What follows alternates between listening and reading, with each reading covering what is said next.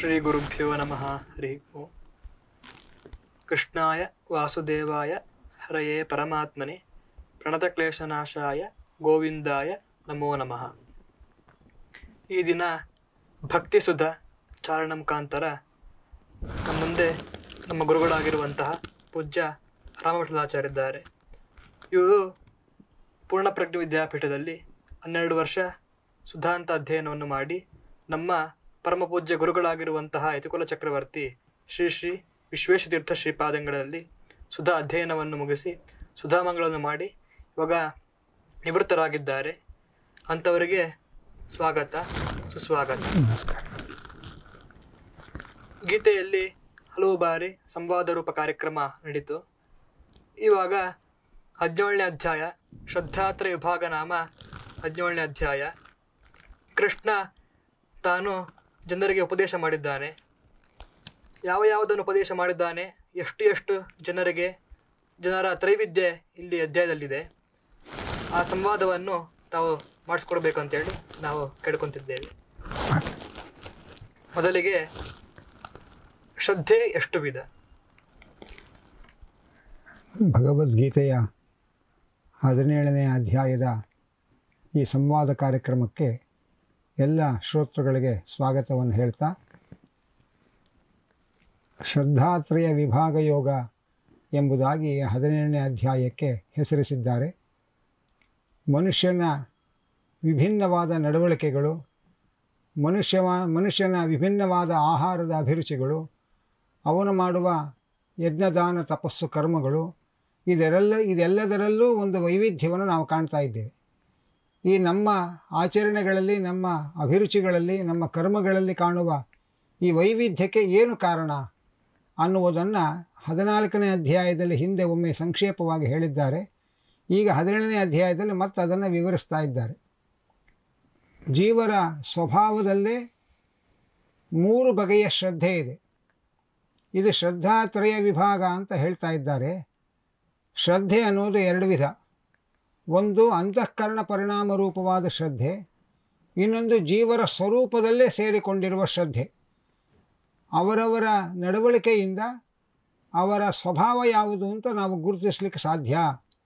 ಹಾಗಾಗಿ ಸಾತ್ವಿಕ ಶ್ರದ್ಧೆಯ ಸ್ವಭಾವದವರು ಸಾತ್ವಿಕ ಜೀವರು, ರಾಜಸ ಶ್ರದ್ಧೆಯ ಸ್ವಭಾವದ ಜೀವರು ರಾಜಸ ಜೀವರು, ತಾಮಸ ಶ್ರದ್ಧೆಯ ಸ್ವಭಾವದ ಜೀವರು ತಾಮಸ ಜೀವರು ಅಂತ ನಾವು ಕಾಣ್ತೇವೆ. ಪ್ರತಿಯೊಂದು ನಡವಳಿಕೆ ಒಳಗೂ ಈ ಗುಣತ್ರಯಗಳ ಪ್ರಭಾವವನ್ನು ನಾವು ಕಾಣ್ತೇವೆ.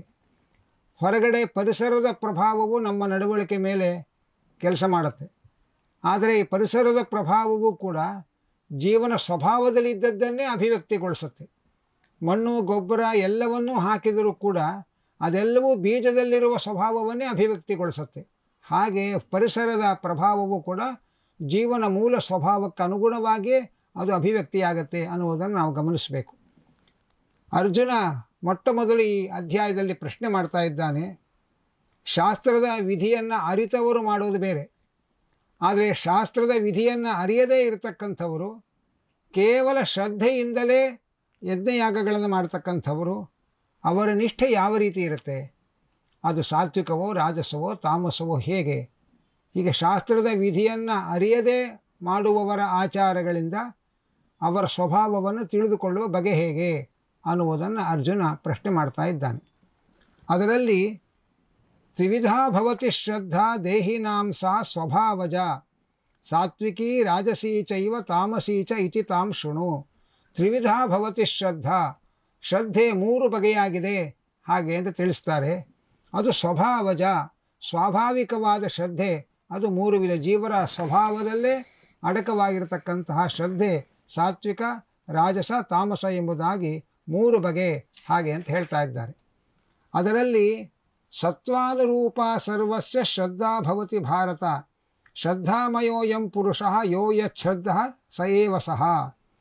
ಎಲ್ಲ ಜೀವರ ಶ್ರದ್ಧೆಗಳು ಅವರ ಸ್ವರೂಪ ಯೋಗ್ಯತೆಗೆ ಅನುಗುಣವಾಗಿ ಇರುತ್ತೆ.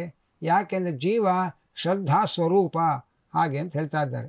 ಹಾಗೆ ಯಾವ ರೀತಿಯ ಶ್ರದ್ಧೆಯನ್ನು ಹೊಂದಿದ್ದಾನೆ ಅದೇ ರೀತಿಯ ಸ್ವಭಾವದವನವನು ಅಂತ ನಾವು ಗುರುತಿಸಬಹುದು ಎಂಬುದಾಗಿ ತಿಳಿಸ್ತಾ ಇದ್ದಾರೆ. ಇದು ಶ್ರದ್ಧೆಯ ಒಂದು ಎಷ್ಟು ವಿಧ ಅನ್ನುವ ಪ್ರಶ್ನೆಗೆ ಉತ್ತರವಾಗಿ ಕೃಷ್ಣ ಆರಂಭದಲ್ಲಿ ನಮಗೆ ವಿವರಿಸುವಂತಹ ಶ್ರದ್ಧಾ ಸ್ವರೂಪದ ವಿಚಾರ. ಮುಂದಿನ ಪ್ರಶ್ನೆಯನ್ನು ಕೇಳ್ತಾರೆ. ನೀವು 3 ರೀತಿಯಾಗಿ ಶ್ರದ್ಧೆ ಅಂತ ಹೇಳಿದ್ದೀರಿ: ಸಾತ್ವಿಕ, ರಾಜಸ, ತಾಮಸ. ಸಾತ್ವಿಕ ಶ್ರದ್ಧೆಯುಳ್ಳವರು ಯಾರನ್ನು ಆರಾಧನೆ ಮಾಡ್ತಾರೆ? ರಾಜಸ ಶ್ರದ್ಧೆಯವರು ಯಾರನ್ನು ಆರಾಧನೆ ಮಾಡ್ತಾರೆ? ತಾಮಸ ಶ್ರದ್ಧೆಯುಳ್ಳವರು ಯಾರನ್ನು ಆರಾಧನೆ ಮಾಡ್ತಾರೆ? ಈ ಪ್ರಶ್ನೆಗೆ ಕೃಷ್ಣ ಉತ್ತರ ಕೊಡ್ತಾ ಇದ್ದಾನೆ. ಯಜಂತೆ ಸಾತ್ವಿಕಾ ದೇವಾನ್ ಯಕ್ಷ ರಕ್ಷಾಂಸಿ ರಾಜಸಾಹ ಪ್ರೇತಾನ್ ಭೂತಗಣಾಂಶ್ಚಾನ್ಯೇ ಯಜಂತೆ ತಾಮಸ ಜನಾಃ. ಸಾತ್ವಿಕ ಪ್ರಕೃತಿಯವರು ದೇವತೆಗಳನ್ನು ಆರಾಧನೆ ಮಾಡ್ತಾರೆ, ರಾಜಸ ಪ್ರಕೃತಿಯವರು ಯಕ್ಷ ರಾಕ್ಷಸರನ್ನು ಆರಾಧನೆ ಮಾಡ್ತಾರೆ, ತಾಮಸ ಜನರು ಭೂತ ಪ್ರೇತಗಳ ಗಣವನ್ನು ಆರಾಧನೆ ಮಾಡ್ತಾರೆ. ಇಲ್ಲಿ ಸಾತ್ವಿಕ ಅಂದರೆ ಸಾತ್ವಿಕ ಶ್ರದ್ಧೆ ಉಳ್ಳವರು. ಅವರು ಶಾಸ್ತ್ರವಿಧಾನವನ್ನು ತಿಳಿದಿಲ್ಲ, ಶಾಸ್ತ್ರವಿಧಾನವನ್ನು ತಿಳಿಯದೇ ಇದ್ದರೂ ಕೂಡ ಸಾತ್ವಿಕ ಶ್ರದ್ಧಾ ಮಾತ್ರದಿಂದ ಕೂಡಿರತಕ್ಕಂತಹ ಜನರು ಅವರು ದೇವತೆಗಳನ್ನು ಆರಾಧನೆ ಮಾಡ್ತಾರೆ. ಸಾತ್ವಿಕ ಶ್ರದ್ಧೆ ಹೊಂದಿರುವವರು ಅಂತ ದೇವತಾರಾಧನೆ ಮಾಡುವವರನ್ನು ಸಾತ್ವಿಕ ಶ್ರದ್ಧೆ ಉಳ್ಳವರು ಅಂತ ನಾವು ಗುರುತಿಸಬಹುದಾಗಿದೆ. ಅದರಂತೆ ಶಾಸ್ತ್ರದ ವಿಧಿಯನ್ನು ಅರಿಯದೇ ಇರತಕ್ಕ ರಾಜಸ ಶ್ರದ್ಧಾವಂತರಿದ್ದಾರೆ, ಅವರು ಯಕ್ಷರಾಕ್ಷಸರ ಆರಾಧನೆ ಮಾಡ್ತಾರೆ. ಇಲ್ಲಿ ಯಕ್ಷರಾಕ್ಷಸರ ಆರಾಧನೆ ಅಂದರೆ ಏನರ್ಥ ಅಂತಂದರೆ, ಯಕ್ಷರಾಕ್ಷಸರಿಗೂ ಅವರು ಕೂಡ ಬೇರೆ ಬೇರೆ ದೇವತಾ ನಾಮಗಳಿಂದ ಆರಾಧನೆ ಮಾಡ್ತಾರೆ. ಆದರೆ ದೇವತೆಗಳಿಗೆ ಏನೇನು ಹೆಸರುಗಳಿದೆ ಆ ಎಲ್ಲ ಹೆಸರುಗಳ ಯಕ್ಷರಾಕ್ಷಸರಿದ್ದಾರೆ. ಅವರಿಗೂ ಕೂಡ ಅವರು ದೀನರಾದ್ದರಿಂದ ಅವರಿಗೆ ದೇವ ಅನ್ನುವ ಶಬ್ದವೂ ಇದೆ.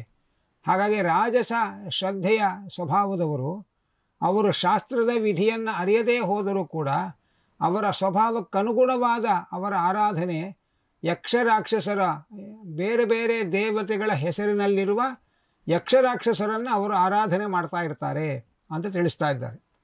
ಅದರಂತೆ ತಾಮಸ ಶ್ರದ್ಧಾವಂತರಿದ್ದಾರೆ.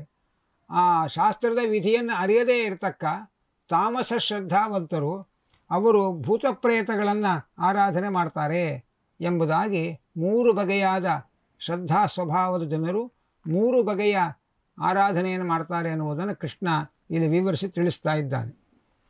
ಅದರಲ್ಲಿ ಅಶಾಸ್ತ್ರವಿಹಿತಂ ಘೋರಂ ತಪ್ಯಂತೆ ಯೇ ತಪೋಜನಾ ದಂಭಾಹಂಕಾರ ಸಂಯುಕ್ತಾ ಕಾಮರಾಗ ಬಲಾನ್ವಿತಾ. ಈ ವೇದಾನುಕೂಲ ಅಲ್ಲದೇ ಇರತಕ್ಕ ಅಶಾಸ್ತ್ರವಿಹಿತಂ ಅಂದರೆ ವೇದಾನುಕೂಲವಲ್ಲದ ಆಗಮಗಳಿಂದ ವಿಹಿತವಾದ ಶಾರೀರಿಕವಾಗಿ ತುಂಬ ಕ್ಲೇಶರೂಪವಾದ ತಪಸ್ಸನ್ನು ಮಾಡ್ತಾರೆ. ಅದರ ಹಿಂದೆ ವಂಚನೆ, ಅಹಂಕಾರ, ದುಷ್ಟ ಕಾಮನೆಗಳು ಮನೆ ಮಾಡಿರುತ್ತೆ ಮತ್ತು ದುರಾಗ್ರಹಗಳಿರುತ್ತೆ. ಇಂಥವರನ್ನು ತಾಮಸರು ಹಾಗೆ ಎಂದು ಕರೀತಾ ಇರ್ತಾರೆ. ಅನಂತರ ಕರ್ಷಯಂತಹ ಶರೀರಸ್ಥಂ ಭೂತಗ್ರಾಮಂ ಅಚೇತಸಃ ಮಾಂಚೈವ ಅಂತಃಶರೀರಸ್ಥಂ ತಾನ್ ವಿದ್ಧಿ ಆಸುರ ನಿಶ್ಚಯಾನ್. ಶರೀರದಲ್ಲಿರುವ ತತ್ವಾಭಿಮಾನಿ ದೇವತೆಗಳನ್ನಾಗಲಿ ಅವರ ಒಳಗೆ ನಿಯಾಮಕನಾಗಿರುವ ಪರಮಾತ್ಮನನ್ನಾಗಲಿ ಅಲ್ಪಗುಣವುಳ್ಳವರು ಹಾಗೆ ಅಂತ ತಿಳ್ಕೊಳ್ತಾರೆ. ಇಂತಹ ಅವಿವೇಕಿಗಳನ್ನು ಅಸುರ ಸ್ವಭಾವದವರು ಅಂತ ಹೇಳ್ತಾರೆ.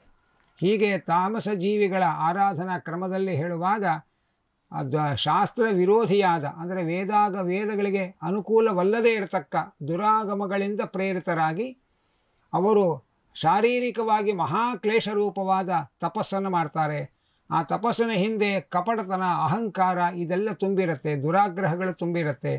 ಇದರಿಂದ ಅವರು ಆ ದೈತ್ಯರು, ರಾಕ್ಷಸರು ಅಥವಾ ಪಿಶಾಚರು ಅಂತ ಇಂತಹ ಅಸುರ ಸ್ವಭಾವದವರನ್ನು ಗುರುತಿಸ್ತಾರೆ.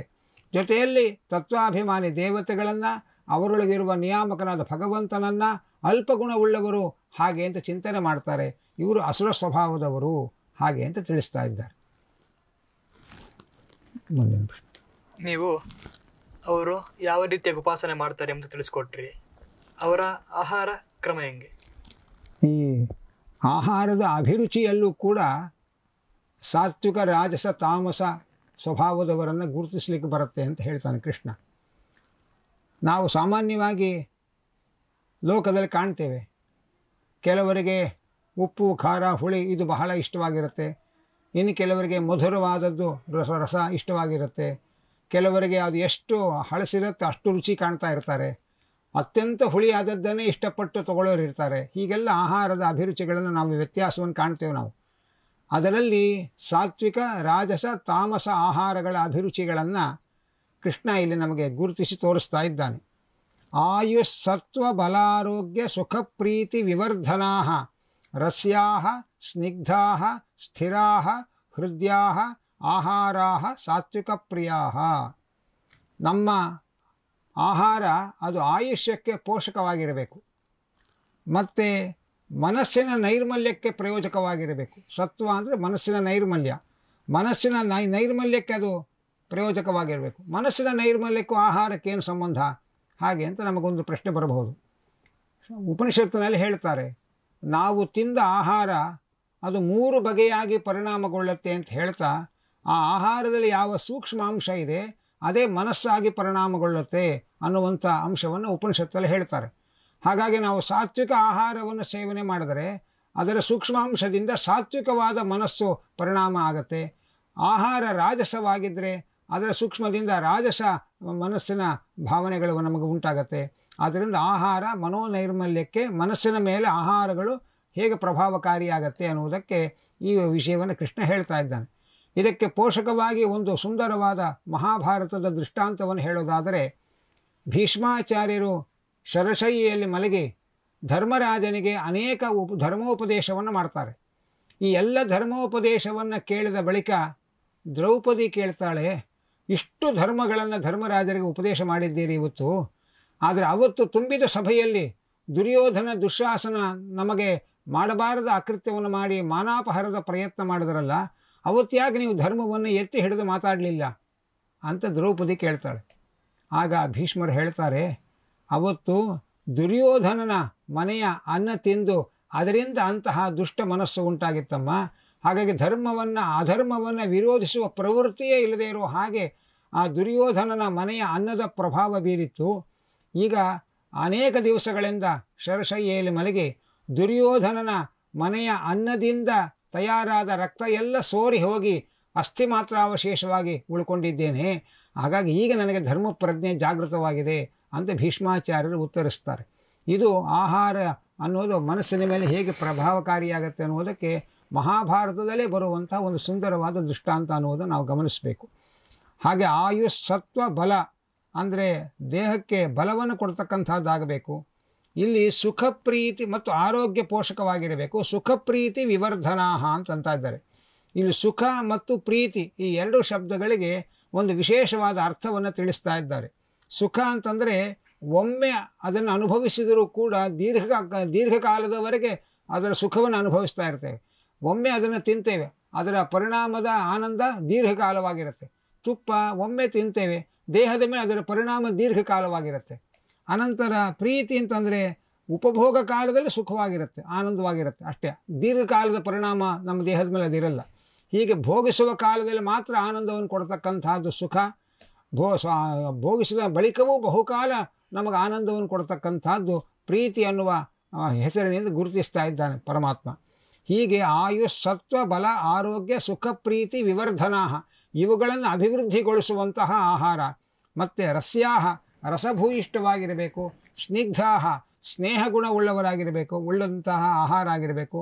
ಸ್ಥಿರಾಹ ಅಂದರೆ ಸೇವನೆ ಮಾಡಿ ಬಹುಕಾಲವಾಗಿ ಅದು ಗುಣವನ್ನು ಉಂಟು ಮಾಡ್ತಾ ಇರಬೇಕು ದೇಹದ ಮೇಲೆ. ಅನಂತರ ಹೃದಯಾಹ ಅಂದರೆ ಮನಸ್ಸಿಗೆ ಹಿತವಾಗಿರಬೇಕು.